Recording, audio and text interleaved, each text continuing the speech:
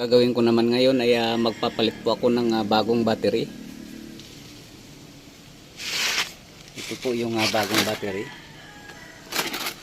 So ito po yung mga nagdaang video na tinayagnos ko na nag-overheat yung battery. Ito siya, tsaka ito. So magmula po nung dinayagnos ko to at nagpalit naman ako ng battery water solution. Kaso talagang may problema po yung battery. So nagamit din naman ng mga 2 araw. So magmula noon hindi na siya napapa-start. Talagang may problema po yung battery. Kaya talagang inabot na siya ng time na para palitan na. So ito yung ipapalit ko.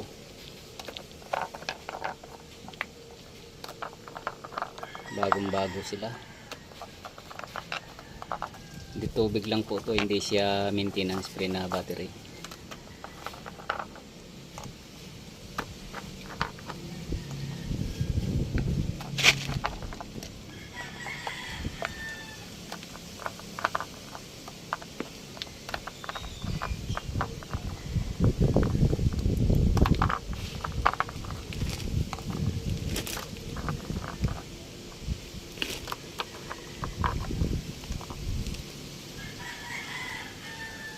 Ayan, wala pa siyang tubig.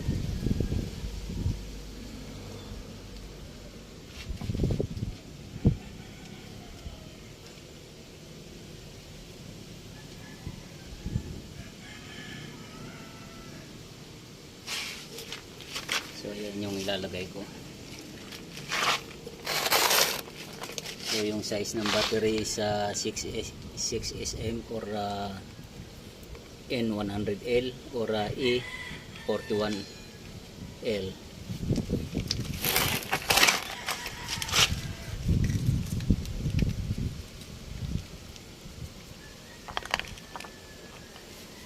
So ito po yung specification niya. So kapag nakita po natin yung L na yan, dalawang klase po yan sa ulihan na nakalagay, L or R.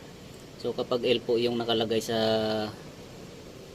battery natin sa specification dito, so L din yung sasabihin natin sa pagbibilan natin. Kasi pag minsan R yung sa ulihan na yan, R yan, magkaiba po yan. Kasi ang pagkakaiba niyan, kapag sinabing R at saka L, halimbawa ito po siya positive, ito negative. So kapag nagiging R yan, itong L na yan, dalawa na yan, ito na negative sign na to ay mapupunta dito, at itong positive naman na to sign ay mapupunta dito. So magkaiba po yan, positive at saka negative. So mangyayari niyan, parehas naman pong gagana, kaso yung pagtatapat nyo ng cable, so baka hindi na umabot dahil magbabago na yung length ng cable natin. Kaya importante po yung nakalagay dyan na L at saka kung yung iba ay R yan. So susundin po natin yan. So magkakaproblema po dito. Halimbawa kung ito positive, ito negative, so ang mangyayari, hindi naabot itong cable na yan dito kasi baliktad na, magkakaiba. So yung posisyon mababago natin. So maglalagay tayo ng cable panibago. Kaya ganun na dapat tandaan natin yan. Yung nakalagay na L na yan, although walang bira yung R na nakano dito sa nakikita ko, pero sa iba po kasi ay mayroong R yan. Na-encounter ko lang po yan karamihan nung nandun ako sa abroad. Yan, R po yung iba niyan. So dito bira po ako maka-encounter niyan. Karamihan L. So lalagyan na po natin.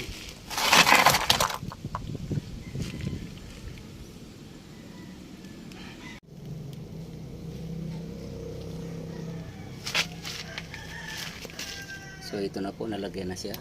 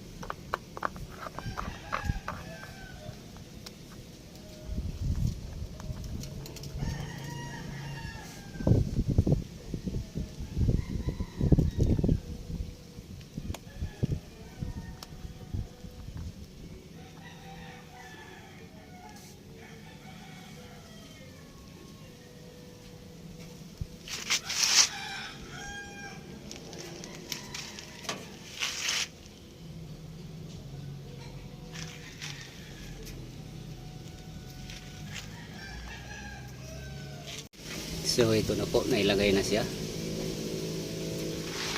So kapag nilagyan po natin ng tubig battery solution, so wala na pong problema, hindi na kailangan pong i-charge. So automatic po may ano na yan, may charge na po ng kuryente yan. So start na po natin kaagad, pwede natin paandarin kaagad yan. So paandarin po natin para maobserbahan.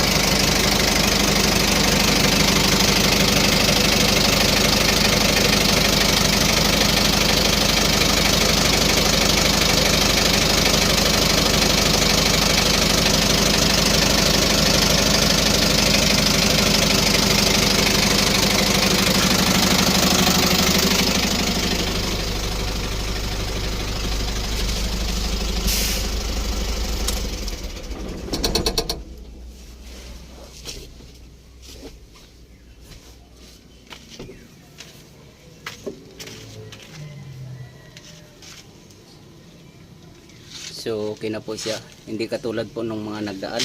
Itong dalawang battery na to. So ilang minuto lang po yung pag-start ng makina ay kumukulo na kagad. At yung mga tubig dito ay tumatalsik po pataas. Ngayon po ay wala na. So okay na po siya, bagong bago po yung battery. At hanggang dito na lang po muna ang video kong ito. Please like, subscribe na lang po and hit notification bell para sa susunod na mga video. God bless us all po.